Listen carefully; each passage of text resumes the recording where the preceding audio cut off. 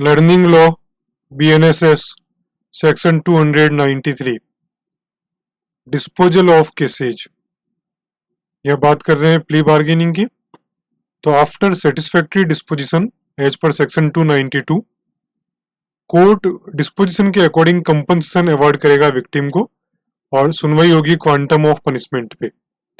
Probation section 401 probation of offender act 1958 इसका use करेंगे। यदि प्रोबेशन पे छोड़ा जा सकता है एक्यूज्ड को तो एक्यूज्ड को रिलीज कर दिया जाएगा पार्ट बी। लेकिन प्रोबेशन पे यदि नहीं छोड़ा जा सकता तो उस केस में यदि मिनिमम पनिशमेंट दिया जाए तो प्ली बार्गेन के केस के अंदर मिनिमम पनिशमेंट का 50% मीन्स 1/2 ही दिया जाएगा।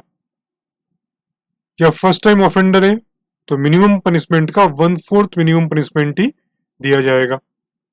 यदि एक्यूज्ड बी और सी पार्ट के अकॉर्डिंग में नहीं आ रहा है तो उस केस के अंदर जो भी ऑफेंस का पनिशमेंट है उसका 1/4 पनिशमेंट, या फर्स्ट टाइम ऑफेंडर है तो ऑफेंस का जो पनिशमेंट है उसका 1/6 पनिशमेंट दिया जाएगा या उससे ज्यादा दिया जा सकता है।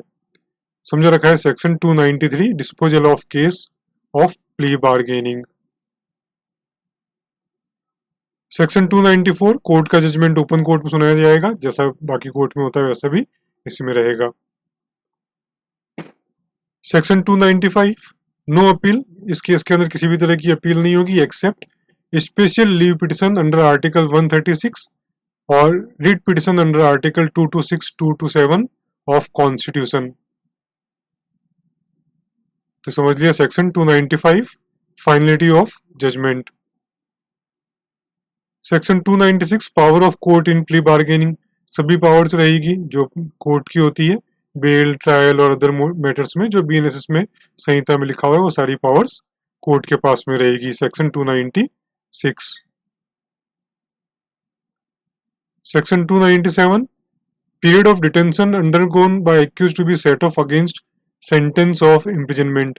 यदि प्ली बार्गेन से पहले एक्यूज्ड कुछ इम्प्रिजनमेंट काट चुका है, सजा काट चुका है, कुछ पार्ट जेल में बिता चुका है तो सेक्शन 468 BNS के अकॉर्डिंग उसका जो इम्प्रिजनमेंट है वो इसमें काउंट कर लिया जाएगा। यदि कोई इम्प्रिजनमेंट दिया जाता है तो उसको माइनस कर दिया जाएगा। समझ रखा है 297 में। इसमें लिखे हुए जो भी क्लॉज है वो दूसरे क्लॉज से इफेक्ट नहीं करेंगे इस संहिता के, तो no constraint. Section 298। 299 statements of accused not to be used, plea bargain की एप्लीकेशन में जो स्टेटमेंट्स लिखे हैं एक्यूज ने जो कोर्ट में एफिडेविट पे दिए हैं तो उसका किसी और पर्पज के लिए यूज नहीं होगा एक्सेप्ट दिस चैप्टर। समझा रखा है section 299। Section 300 non application of this chapter, ये चैप्टर अप्लाई नहीं होगा जुनेवाइल जस्टिस एक्ट 2015 है ना, खासतौर से protection and care of childrens की बात कर रहे हैं तो उसमें प्ली बार्गेन का किसी भी तरह का कॉन्सेप्ट अप्लाई नहीं होगा, मीन्स ये चैप्टर अप्लाई नहीं होगा।